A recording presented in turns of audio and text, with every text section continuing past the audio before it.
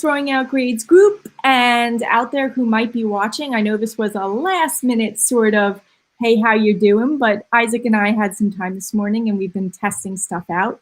And we wanted to check in with everybody. How's the year going? And how can we continue to support you in the work of bringing students to the center of your assessment process? So Isaac, why don't you tell us a little bit about what's been going on in your neck of the woods?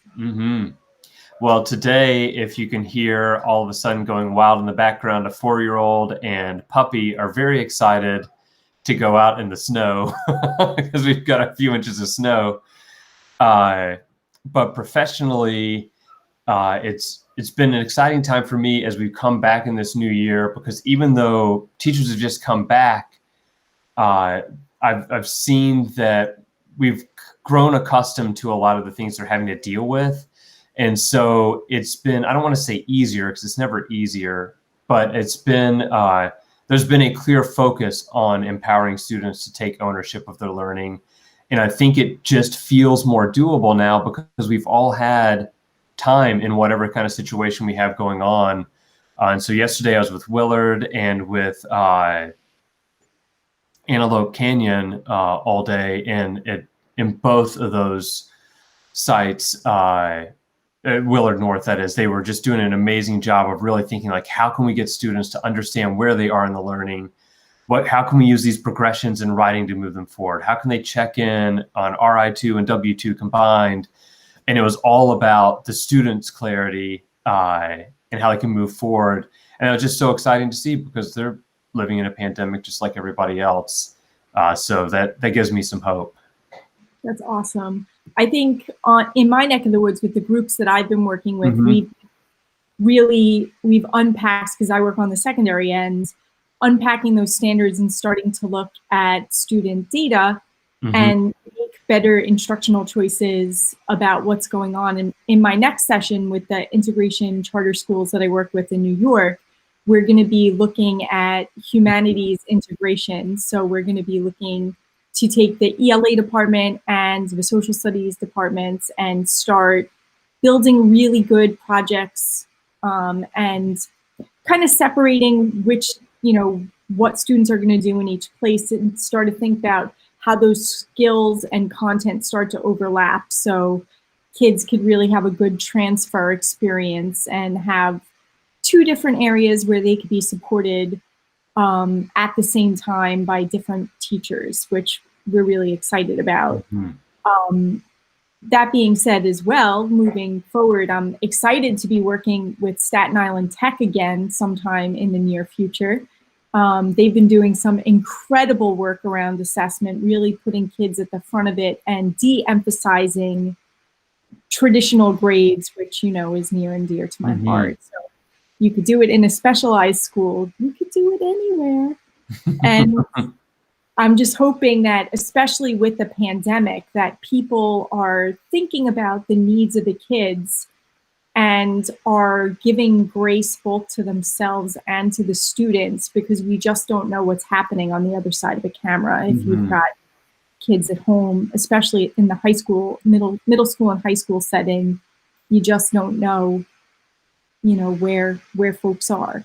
And we want to be able to support teachers who are thinking about alternative ways to do assessment and to communicate the learning with both the student and also with the families that they're working with. So if I'm an educator or a parent or even a student, and I have a topic that I feel like needs to be discussed, or even that I'd like to discuss, what can I do? So we're hoping to have a monthly conversation now instead of a weekly one, since everybody is so busy right now. And so we're hoping to select a day a week, a day over the course of each month where we check in with you, taking either your live questions if you're available or a list of your questions. You could list them at the bottom of this video on the YouTube channel or in the Facebook group, Teachers Throwing Out Grades. And we will continue to answer your questions and get you resources if that will be helpful. Isaac will help with the early ed folks, and I'll help with the secondary folks, and hopefully everybody will feel good. And get your administrators on here too. So if you're looking for that kind of support, maybe we can help in that way as well. Yeah, perfect. I'm excited about it and look forward to hearing from more of you. And I know we've got Matt on. Hey, Matt. We've invited him to join us live on here at some point too. So maybe at our first session back, he'll be our featured guest. Or Jamie or any of our other folks who have joined us so often and so faithfully. Yeah. We'd love to get your voices on here. I do have some exciting news that I started posting in lots of different places. My next book, Assessing with Respect, with ASCD, is going to be coming out in March. And it's all about the intersection of social emotional learning and assessment and how we could better assess the whole child. There is a very big equity theme going through the whole book, because part of giving up grades and part of changing our assessment practices is making sure that every single learner gets what he or she or they need about their learning, and we give them opportunities to share their voices and be a part of that assessment process. Awesome. So, indeed, I'm excited. Can't wait to get my copy. You're in it. Yeah. Isaac shares how to set goals with even our youngest learners. So I am very excited. I have a lot of friends with great knowledge who have shared tremendous bits to make sure that the book was super well balanced. Everything from Dr. Paul Bloomberg, who talked about dispositional learning, Jessica Cimini Samuels, who talks about LGBTQ communities, my friend Faith Tripp, who is an ELL expert, talking about how we can engage both our youngest learners and our ENL learners in schools. So there really is something for everyone. And if you're an equity novice, because I do not purport to be an equity expert, that is not what I'm saying here. I'm maybe an assessment one, but definitely not necessarily an equity one. I did a lot of research in this book with a lot of additional resources. So if you're interested in a particular topic that comes up that's not addressed deeply, you at least know who the go-to expert is in that particular field. Zaretta Hammond's in there. Dr. Floyd Cobb and John Crownackle, their book about belonging, is in there as well. And Dr. John Castronova, who talks about self-esteem, is in there as well. So it's got a lot. And there's some really great foundational stuff in there. And I feel a little bit like I'm bragging now. So You're bragging about the collective, which is a strong group that you pulled together to share out some great ideas. And then I love that quote from Matt. He's more of an equity aficionado. Yeah, I see that. So he's cultivating his resources.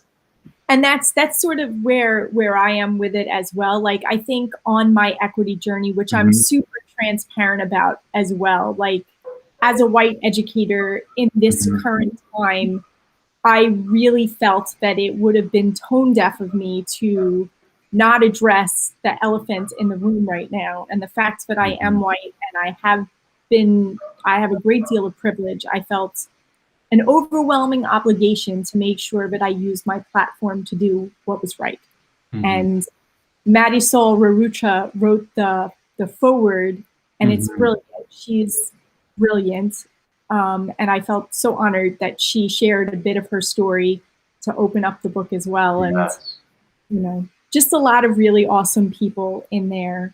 And I hope that it's as useful as Hacking Assessment was for everybody.